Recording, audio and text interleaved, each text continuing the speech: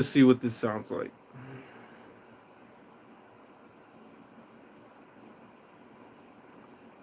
Let's go back. Let's see what this sounds like.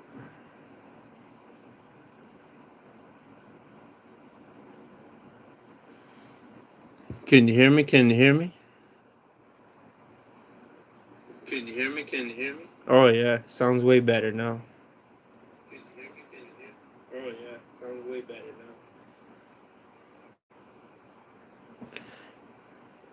So I had to get up on my microphone and just start talking. I was just actually on my phone without a microphone, but now I'm on the microphone. You know, hear me a little bit better. So a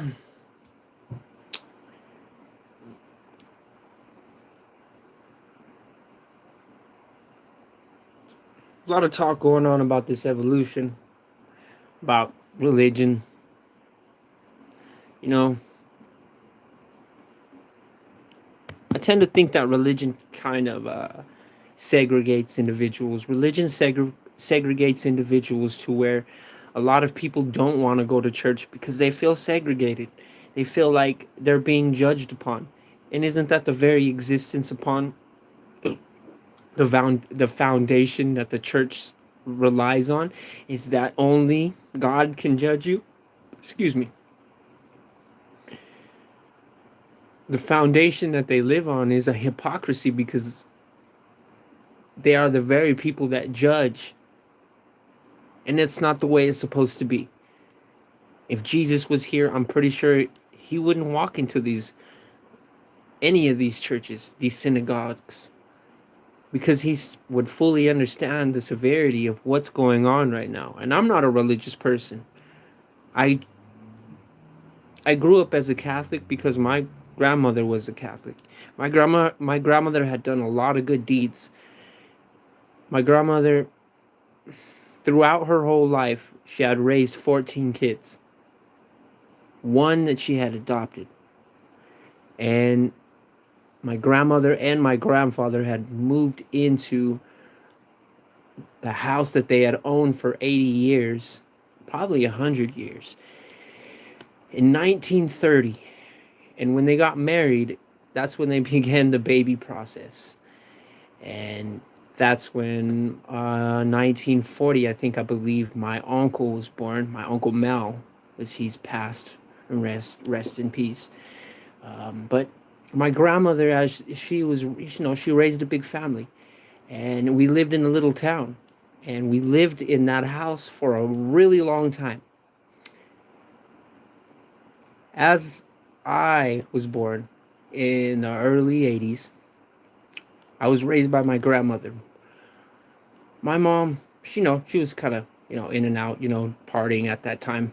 But my grandmother really raised me up until I was 9 years old. But as I was looking at what my grandmother was doing as I was young, my grandmother would go to church Sundays, Wednesdays, Fridays. She would help out a lot of the old folks. Or she would help out where what is that, the elderly recreational place is. That's where she would help out. She would donate, her time and her efforts to that elderly recreational place. And she had really, really, really donated a lot of her time to a lot of the people in the little town that we had lived in. She helped out a lot of people because when I was just a little guy, I'd walk around the whole neighborhood, the whole town, matter of fact, on the whole south side and north side. And at that given time, that little city that we lived in wasn't all that big at all. But there was a lot of people in that city, and at that particular time, my grandmother helped out a lot of elderly that was a little bit older than her at that particular time. She went to church. She was really, really good member. I have actually the old paperwork of her actually going and being one of the members, high members in the church at that particular time in the 80s, 70s and 80s. And as a little guy, I gathered up this intelligence upon my grandmother that she was a good person. She gave a lot of her time. She gave her a lot of her efforts what she thought was the better for others. And you know, my grandmother was a really good woman.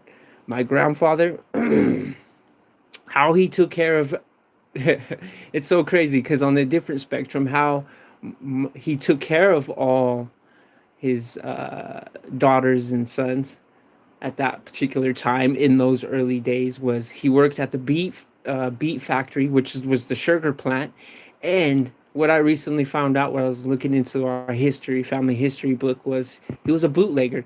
He was a bootlegger in the early 30s and 40s, and that's how I'm assuming he got to raise these kids because of having to do that at that particular time. This is the roaring 30s, roaring 40s, all that stuff. So, but on the different spectrum, my grandmother was a really good woman. Didn't do drugs. Went to church.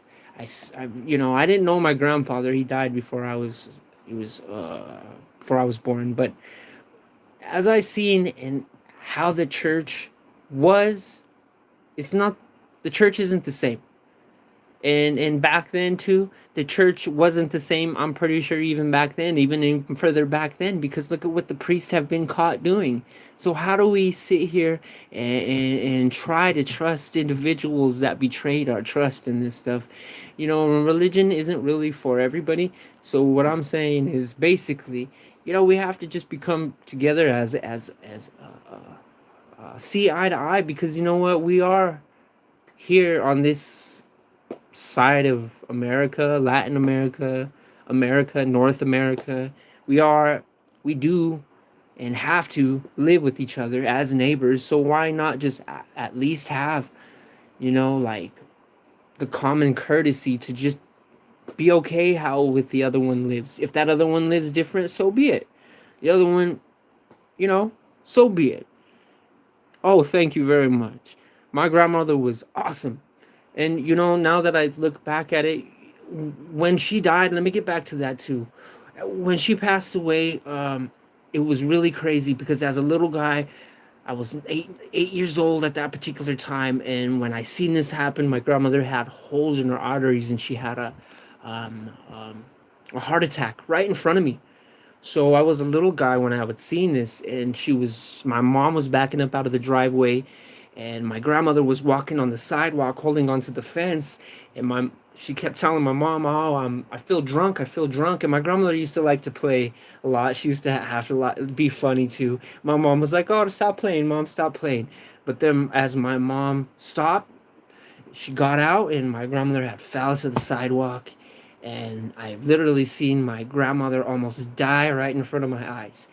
And thank God our neighbor, which was our cousins too, seen what had happened.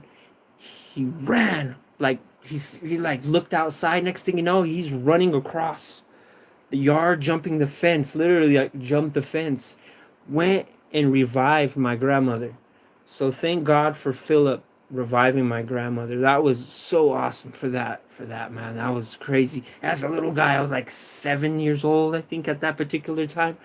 But he revived my grandmother from almost passing away, and we got to see. If it wasn't for him, she would have passed away. The ambulance came and took her away, and the whole neighborhood was outside looking, because as well, my grandma was really well known. But it took a year, and in that little particular town, the doctors in the early 80s and throughout the early days weren't very good. So they all kept on telling, you know, all my mom's siblings that she was over exaggerating on her health. And Dr. Spray is the one that kept telling that to my mom. So my mom took it upon herself, and my Nina, which is my godmother, took it upon themselves to take her to a different doctor at that particular time, which is Dr. Mendoza. Dr. Mendoza actually diagnosed her with holes in her arteries. And when he did that, it was already kind of too late, but he gave us enough time to have another year with my grandmother. Another year, almost, I think another 2 years actually, because she fought the good fight for a while. But you know, religion is something that she believed in.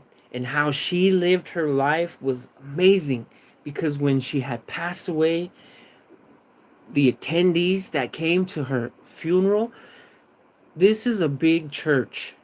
This is a very big church, St. Augustine's.